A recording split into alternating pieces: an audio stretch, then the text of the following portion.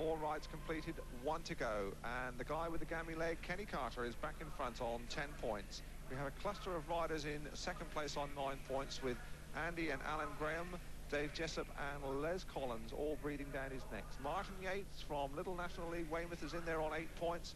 We have Neil Evitts on 7 and Gordon Kennett on 6. Now those are the top 8 with 1 to go.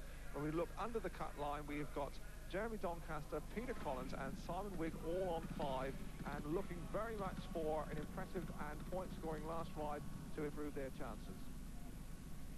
One of the plus factors of these qualification meetings is that the battle for places goes right the way down the list, and that pretty well every race right the way through has a meaning and indeed a target for a rider.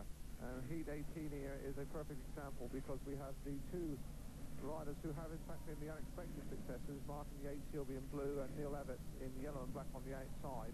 And both of those, there is Evitts, will be looking for points to consolidate and go through. They must score here really to be sure of going on to Bellevue and that overseas final. And they're in against Chris Morton, who has 4 points. He's on the inside, and he really must win this one. He knows that if he's to stand any chance of going through to the next round on his home track. And Jeremy Doncaster is in exactly the similar position. He's in white.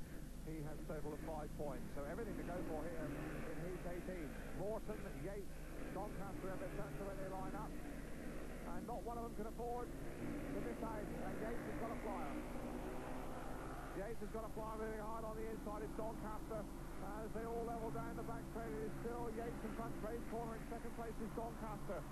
In third place it is Morton.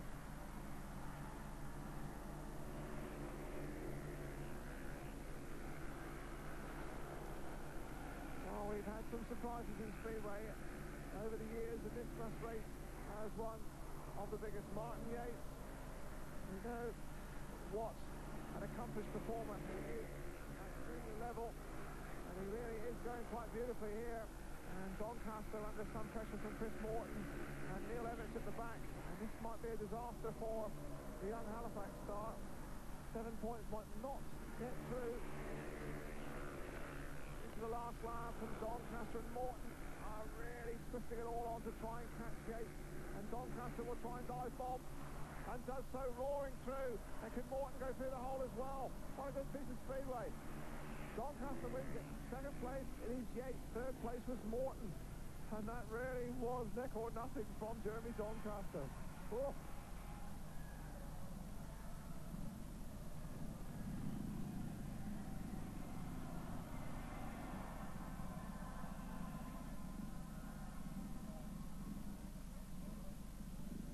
Well, what a week for you, Chris Morton. World Pairs champion last Sunday, this time last year British champion, but completing this week, you go out of the World Championship this time.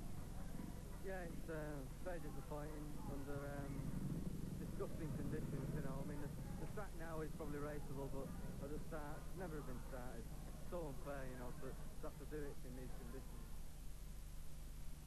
So there's Carter. He'll be on the inside, which has been a very, very useful starting position, certainly early on when conditions were greasy. He's not quite at an advantage now.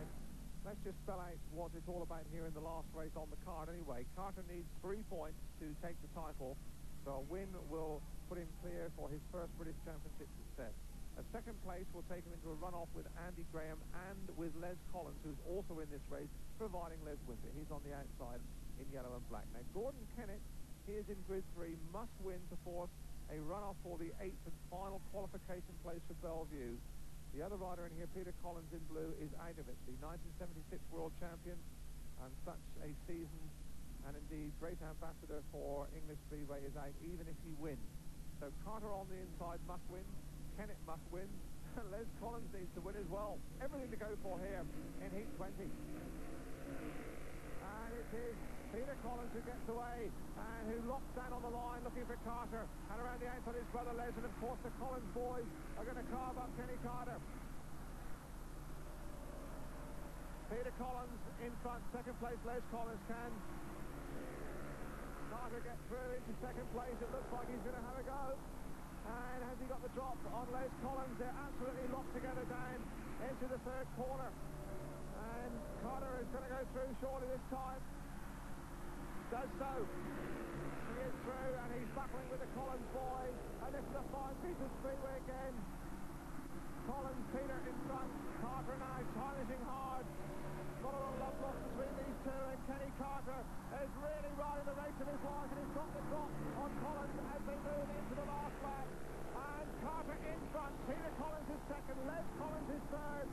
The kid with the gammy leg has carved them to pieces, and this is a British Championship success which should go into the record book.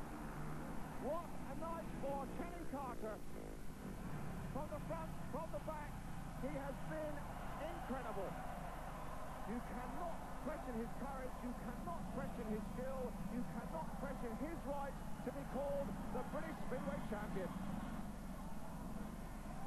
He's had such bad luck when he's been 100% fit. What a way to win his first British Championship, and who, one must argue, is going to stop him in his quest for world honours?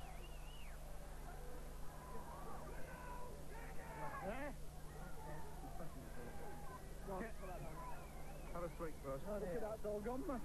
You've got it on. Kenny. Look at your jacket. Look at that. What? Kenny, you sure you have broken your leg? Okay.